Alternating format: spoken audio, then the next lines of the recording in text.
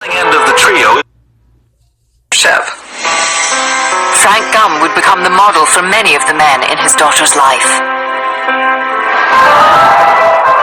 Despite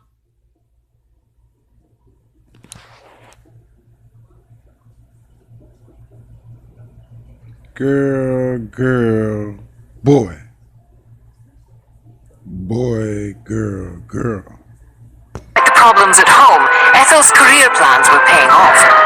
In 1932, at the age of 10, Judy got her first write-up in a national paper. Francis. Name was Francis all the way up to 10 years old. Francis. Selling end of the trio is the 10-year-old kid's sister with a pip of a low-down voice. Kid stopped the show. If y'all look up the definition of kid, Greek terms, layman terms, Latin terms, means baby goat. Judy's two older sisters eventually left the trio. The three I wonder why. Because it was girl. would never be close again. George Jessel, a veteran vaudeville performer. There go that platinum. I'm sorry. That plaid. That checkerboard. Checkmate. They go to stance. Somebody's who nobody's. Saw potential stardom. He advised Ethel to change her daughter's name and suggested the surname of entertainment He did what? Hold on. He did what? critic Robert Garland. Actually left the trio. The three would never be close again. George Jessel, a veteran vaudeville performer, saw potential stardom. He advised Ethel to change her daughter's name and suggested the surname of entertainment critic Robert saw potential stardom.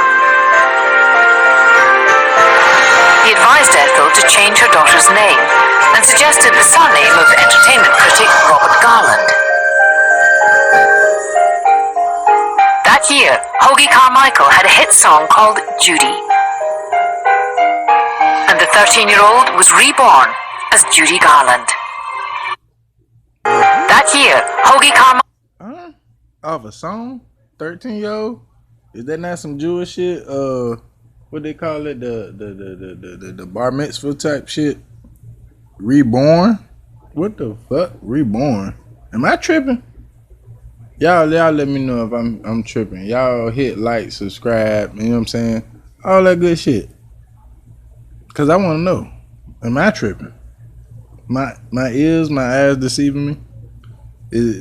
Was we looking at a little boy the whole time? Michael had a hit song called Judy. And the 13-year-old was reborn as Judy Garland. That year, Hoagie Carmichael had a hit song called Judy. And the 13-year-old was reborn as Judy. Bro.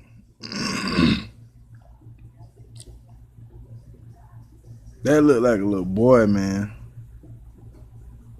Look at the ankles. Look at the arms. Look at the facial structure. That looked like a little boy. I might be tripping. Y'all let me know if I'm tripping. But that looked like a little boy.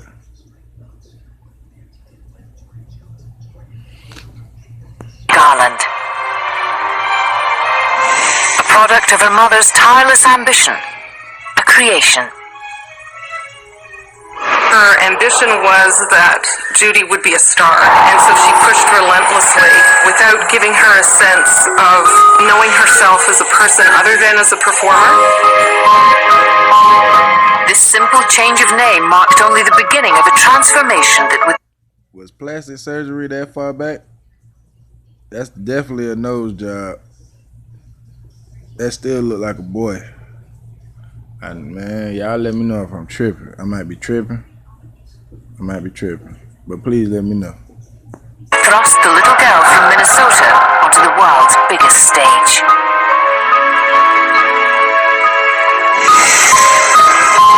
She was about to... And they keep making sure that they reference this motherfucker as a little girl. But y'all sitting up here, y'all listening to that shit very well as me. When y'all seen that little picture of the little baby and it looked like a little boy, they named the baby Francis. Why is that a coincidence? Who the fuck does that? Maybe in this weird ass day and age, a motherfucker might give a boy a girl name or a girl a boy name. You know what I'm saying? And might, you know what I'm saying? But damn, way back then, that looked like a little boy. I wonder why they had the legs crossed. Maybe so you couldn't see the wee wing. Am I tripping? Maybe I need to find out who the photographer was. Maybe I need to find out the details behind that. Also, the motherfucker goddamn daddy was gay. And they had man, this shit weird as fuck. But I say that to say this, like, damn. Is everything really, really fucking reversed? Like, do we know so much of everything? Do we not know nothing? Or am I just tripping? Somebody let me know. But to me right now, I'm convinced that allegedly Judy Garland was a fucking boy. Motherfucker didn't get the name Judy until 13 years old? Who the fuck changed their child's name at the age of 13? And then you name them after nobody in your family. Am I tripping? Because I'm seeing very much similarities in my Michael Jackson documentary. I know I don't be tripping, bruh. Like, these people morals and shit was not the same as ours how it is today. But y'all sit up here and defend these people. Join the MGM Motion Picture Fantasy Factory, from where her phenomenal talent would rocket her to stardom, but from where she would also begin the long descent into the darkness of addiction. That's a man. That's a man. Fuck y'all. That's a man. In the 1930s, the MGM movie studio was the biggest game in town.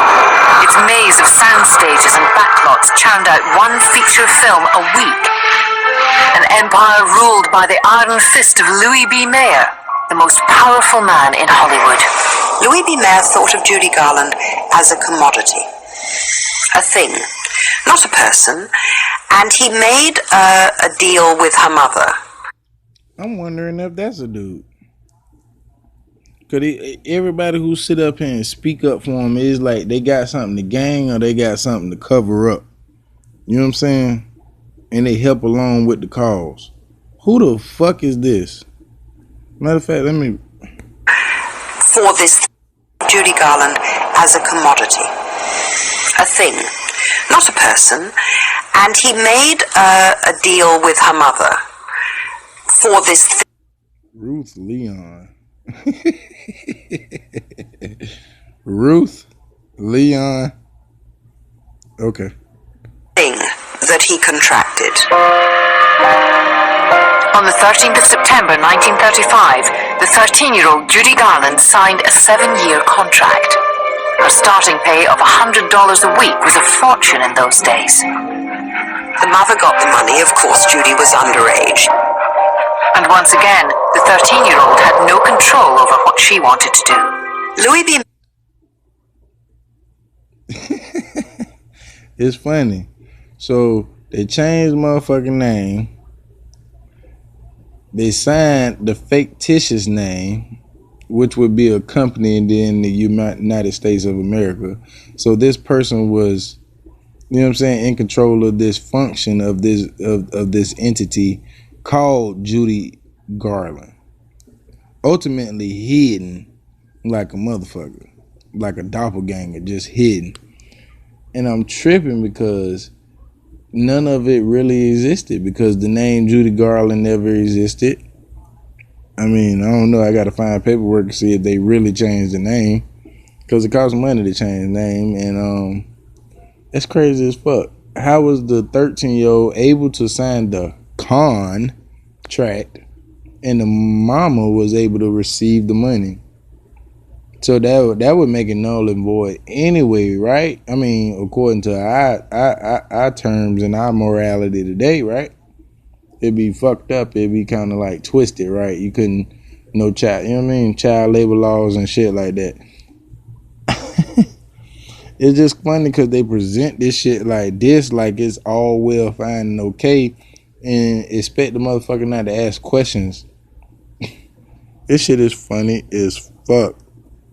I don't know, maybe I'm just tripping, but I'm starting to have a thought that all female stars allegedly might be male, and all males might be female. And I only got this fruition earlier because of the simple fact I was looking at Tory Lane, and then I was looking at Megan Thee Stallion. Of course, we know Megan Thee Stallion. The stallion, that's a male horse. So I mean, you know what I'm saying? You can take that for what it's worth. But I think it was one of them New York rapper niggas, you know what I'm saying? They seen Tory Lane. It was a little clip. But he was out and about. And I don't know, I just got a feminine ass vibe, like, you know what I'm saying? Like the nigga, I don't know, I'm just saying allegedly. The nigga seemed, I don't know. Is Tory Lane a female? I'm just asking the question. I mean, I'm not pointing no fingers. Is Megan Thee Stallion a man? But it's certain shit that made me ask these questions, because it's shit like this that make a nigga just like, damn, how far does this shit really go back? Because I'm pretty sure now, I'm convinced now that Shirley Temple's name was not Shirley Temple. Maybe it was Steve Thomas. I don't know. Mayor never addressed a civil word to her as long as he knew her. Neither did his partner in crime, her mother Ethel. Only her father, Frank Gum, was there to offer love and support. But shortly after she signed to MGM, he died suddenly from spinal meningitis. Judy was devastated. Her future relationships with men would all eerily echo the memory of her father. She never got a chance to work through her feelings of loss about him, her feelings of disappointment. That's enough. Y'all like, comment, subscribe. Let me know what y'all think.